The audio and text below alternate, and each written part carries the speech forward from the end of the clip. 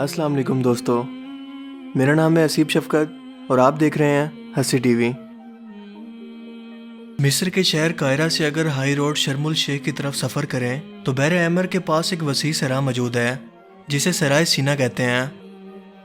یہاں موجود بے شمار مختلف سائز کی پہاڑیوں میں موجود ایک بلند ترین پہاڑ کو کوہ طور کہتے ہیں جو 7,500 فٹ بلند ہے، اور یہ پہاڑ انتہائی مقدس ہے کیونکہ اللہ تعالیٰ نے قرآن مجید میں اس کا نام لے کر قسم کھائی ہے۔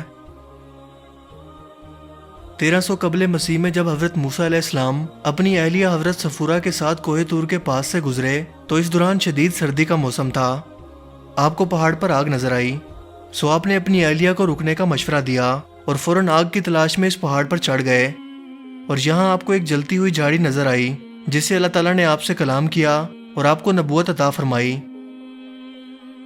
یہودیوں نے اس واقعے کے 1000 سال کے بعد اس جھاڑی کے گرد ایک عبادت گاہ بنا دی۔ یہ جھاڑی آج بھی قائم ہے، اور وہ جوتے بھی جو حضرت موسیٰ علیہ السلام اتار کر اندر تشریف لے گئے تھے۔ حیرت انگیز طور پر یہ جھاڑی 3300 سال سے آج بھی ہری بھری موجود ہے۔ سائنٹسٹ نے اس کو دنیا کے مختلف حصوں میں بو کر مزید اگانے کی کوشش کی، مگر ہر بار ناکام رہے۔ یہ دنیا کے کسی حصے اور کسی زمین پر کبھی کاشت نہ ہو سکی، لہذا ناکام ہو کر اس کا بیج جھاڑی سے چند فٹ کے فاصلے پر بو دیا گیا۔ اس بیج سے پودا تو نکلا، لیکن وہ اس جھاڑی سے مختلف تھا، جسے دیکھنے کے بعد غیر مسلم سائنٹسٹ بھی اس جھاڑی کے معجزے کو مان گئے اور اسے اگانے کی مزید کوششیں ختم کر دیں۔ حضرت عیسیٰ علیہ السلام کی آمد کے بعد یہ علاقہ عیسائی بادشاہوں کے قبضے میں چلا گیا، اور رومن بادشاہ قسطنطین نے 365 عیسوی میں اس عبادت گاہ پر ایک چرچ بنا دیا، اور یوں مزید 200 سال گزرنے کے بعد 565 عیسوی میں ایک اور رومن بادشاہ سیزر جسٹینن نے یہاں ایک خانقاہ تعمیر کر دی جہاں لوگ مذہبی طور پر اکٹھا ہوتے تھے۔ اس خانقاہ کو سینٹ کیتھرائن کہتے ہیں،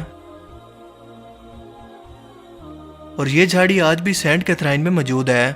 اس خانقاہ میں دنیا کی دوسری قدیم ترین لائبریری بھی موجود ہے جس میں قدیم مقدس دستاویزات آج بھی موجود ہیں، لیکن ان سب میں سے مقدس اور اہم ترین دستاویز نبی کریم صلی اللہ علیہ وآلہ وسلم سے منسوب واحد ایک ایسا خط بھی موجود ہے جس پر آپ صلی اللہ علیہ وآلہ وسلم کے دست مبارک کا نشان آج بھی موجود ہے۔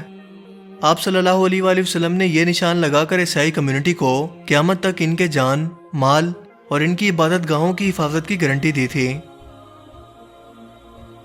دراصل حضور پاک صلی اللہ علیہ وآلہ وسلم کے دور نبوت میں آپ کے پاس سینٹ کیتھرائن کو چلانے والے چند منتظم آئے اور آپ سے کہنے لگے کہ ہمیں خطرہ ہے کہ جب مسلمان طاقتور ہو جائیں گے تو یہ ہمیں قتل اور ہماری عبادت گاہوں کو تباہ کر دیں گے۔ آپ صلی اللہ علیہ وآلہ وسلم نے جواب دیا کہ آپ لوگ مجھ سے اور میری امت کے ہاتھوں سے محفوظ رہیں گے۔ ان منتظم نے جواب دیا کہ پھر آپ ہمیں کوئی معاہدہ لکھ کر دے دیں تاکہ ہم مستقبل میں آپ کی امتیوں کو یہ دکھا کر ہمارے جان اور مال کی امان حاصل کر سکیں۔ لہٰذا آپ صلی اللہ علیہ وآلہ وسلم نے تحریر لکھوائی اور کاغذ پر اپنے دست مبارک کا نشان لگا کر یہ عہد نامہ ان کے حوالے کر دیا۔ ان لوگوں نے واپس آ کر یہ عہد نامہ سینٹ کیتھرائن میں لگا دیا جس میں یہ الفاظ لکھے تھے: یہ خط ایک حلف نامہ ہے، جو اس کی خلاف ورزی کرے گا وہ کفر کرے گا، وہ اس حکم سے روگردانی کا راستہ اختیار کرے گا۔ اس معاہدے کی خلاف ورزی کرنے والا خدا اور اس کے حکم کا نافرمان ہوگا اور خدا کے قہر کا حقدار ہوگا۔ جب کبھی عیسائی عبادت گزار اور راہب ایک جگہ جمع ہو، چاہے وہ کوئی پہاڑی ہو، وادی، غار ہو یا کھلا میدان، کوئی کلیسا ہو یا گھر میں تعمیر شدہ عبادت گاہ، تو بے شک ہم مسلمان ان کی حفاظت کے لیے ان کی پشت پر کھڑے ہوں گے۔ میں، میرے دوست اور میرے پیروکار ان لوگوں کی جائیدادوں اور ان کی رسوم کی حفاظت کریں گے۔ یہ عیسائی میری رعایا ہیں اور میری حفاظت میں ہیں۔ ان پر ہر طرح کا جزیہ ساقط ہے جو دوسرے ادا کرتے ہیں۔ انہیں کسی بھی طرح سے مجبور، خوفزدہ، پریشان یا دباؤ میں نہیں لایا جائے گا۔ ان کے قاضی اپنے فیصلے میں آزاد ہیں۔ ان کے راہب اپنے مذہبی احکام اور اپنی راہبانیت کے مقامات میں آزاد ہیں۔ کسی کو حق نہیں کہ یہ ان کو لوٹے، ان کی عبادت گاہوں اور کلیساؤں کو تباہ کرے اور ان عمارتوں میں موجود اشیاء کو اسلام کے گھر میں لائے۔ جو ایسا کرے گا وہ اللہ اور اس کے رسول سے حلف کی خلاف ورزی کرے گا۔ ان کے قاضی، راہب اور عبادت گاہوں کے رکھوالوں پر بھی جزیہ نہیں ہے۔ ان سے کسی قسم کا جرمانہ یا ناجائز ٹیکس وصول نہیں کیا جائے گا۔ بے شک میں ان سے وعدے کی پاسداری کروں گا، چاہے یہ زمین میں ہے یا سمندر میں مشرق میں ہے یا مغرب میں، شمال میں ہے یا جنوب میں، یہ میری حفاظت میں ہے۔ مصر تاریخ کے مختلف ادوار میں مختلف خلفاء کے قبضے میں رہا۔ یہ چرچ بھی ان ادوار میں مسلمانوں کے زیر نگینی رہا، لیکن خلفاء راشدین ہوں، بنو امیہ یہاں سے واپس چلے گئے۔ مسلمان خلفاء نے ہر دور میں اس عہد نامے کی تصدیق کے لیے خط بھی جاری کیے جو اسی لائبریری میں موجود ہیں۔ یہ معاہدہ تاریخ سینہ القدیم جیسی معتبر کتاب میں بھی موجود ہے۔ عثمانی خلیفہ سلیم اول نے 1516 میں مصر کو فتح کیا۔ سلیم اول نہ صرف خود سینٹ کیتھرائن پہنچا بلکہ اس نے اس عہد نامے کی تصدیق بھی کی۔ عثمانیوں کے دور میں گورنر مصر یعنی پاشا آف مصر ہر سال اس عہد نامے کی تصدیق اور معائنے کے لیے سینٹ کیتھرائن جاتا تھا، عہد نامے کو چومتا تھا اور اس کی تصدیق کے لیے ایک سرکاری خط جاری کرتا، اور یہ تمام خط آج بھی اس چرچ کی لائبریری میں موجود ہیں۔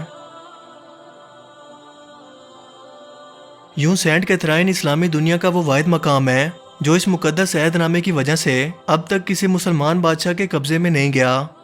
یہی وجہ ہے کہ یہ خانقاہ ہر دور میں آزاد سمجھی جاتی رہی اور آج بھی آزاد ہے اور قیامت تک رہے گی۔ اللہ تعالی ہمیں بھی اس مقدس جگہ کی زیارت نصیب فرمائے۔ مجھے امید ہے کہ آج کی یہ ویڈیو آپ کے لیے کافی انفارمیٹیو ہوگی اور آپ کو اس سے نیا کچھ ضرور سیکھنے کو ملا ہوگا۔ اگر آپ کو یہ ویڈیو اچھا لگا تو اسے لائک کیجئے اور مزید اس طرح کی انفارمیٹیو ویڈیوز کے لیے اس چینل کو ضرور سبسکرائب کریں۔ اب میں ملوں گا آپ کو ایک نئی انٹرسٹنگ ویڈیو میں، تب تک کے لیے اپنا بہت سا خیال رکھیے گا۔ Thanks for watching this video. اللہ حافظ۔